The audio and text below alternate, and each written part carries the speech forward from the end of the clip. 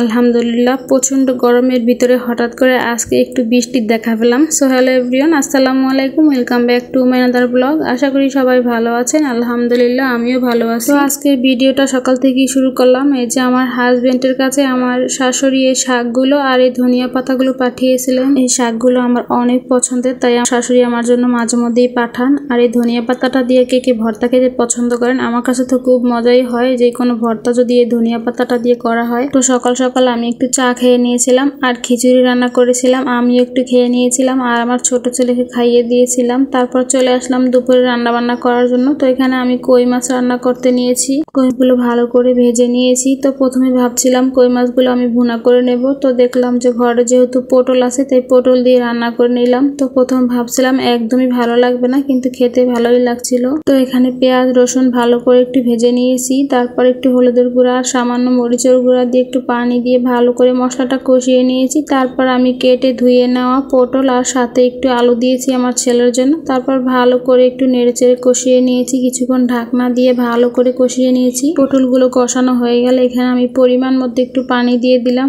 পানি দিয়ে আমি বেশ কিছুক্ষণ রান্না করে নেব। তারপর দিয়ে দেবো ভেজে রাখা মাছগুলো। ভেজে রাখা মাছগুলো দিয়ে আমি ভালো করে একটু চামচ দিয়ে একটু হালকা করে একটু চেপে চেপে ডুবিয়ে দেবো, যেন ঝোলের ভিতরে একটু ডুবে যায়।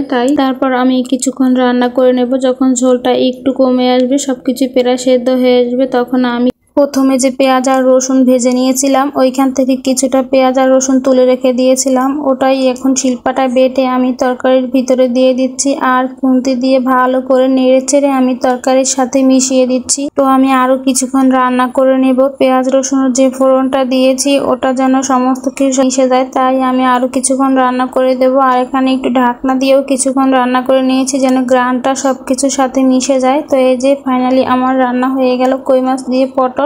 তো এই যে কালারটাও সুন্দর আসছে আর খেতেও অনেক মজা হয়েছিল। তো এখন আমি করব শাক ভাজি করব, যে শাকটা আমার শাশুড়ি পাঠিয়েছিলেন, আর একটু ডাল রান্না করব আমার ছোট ছেলের জন্য। তো আমার শাশুড়ি যে ধনিয়া পাতাটা পাঠিয়েছিলেন ওখান থেকে একটু ধনিয়া পাতা আমি ডালের সাথেও দিয়ে দিয়েছিলাম। আর এদিকে যে লবণ দিয়ে আমি শাকটা সেদ্ধ করে নিচ্ছি। তো এখানে আমি একটু আলু কুচি করে দিয়ে নিয়েছি। প্রথমে আমি শাকটা সবসময় একটু সেদ্ধ করে নিই, তারপর আমি বাগার দিয়ে নিই। অনেকেই একসাথে তেল দিয়ে তারপর শাকটা রান্না করে নেয়, কিন্তু আমার কাছে মনে হয় যে শাকের ভিতরে পরে তেল দিলেই আমার কাছে অনেকটা ভালো লাগে। তো এখানে আমি শুধু পেঁয়াজ দিচ্ছি বেশি করে আর তেল দিয়ে ভালো করে পেঁয়াজটা ভেজে নিচ্ছি এরকম লাল লাল করে। এখন সিদ্ধ করে রাখা শাকগুলো দিয়ে ভালো করে নেড়ে চেড়ে আমি পেঁয়াজের সাথে মিশিয়ে দেব, যেন সুন্দর করে পেঁয়াজগুলো মিশে যায় সেরকমটা করে। তো ভালো করে মিশিয়ে দিলেই শাকটা রান্না করা হয়ে যাবে। তো দুপুরের খাওয়া দাওয়া শেষ করছিলাম আর এদিকে দেখতেছি আলহামদুলিল্লাহ প্রচন্ড গরমের ভিতরে অল্প অল্প বৃষ্টি পড়তেছিল। পুকুরের ভিতরে বৃষ্টিগুলো বোঝা যাচ্ছিল, কিন্তু ক্যামেরায় একদম বোঝা যাচ্ছিল না যে বৃষ্টি পড়তেছে। তো আজকের মতো ভিডিওটা এই পর্যন্তই। সবাই ভালো থাকবেন, সুস্থ থাকবেন। আল্লাহ হাফেজ।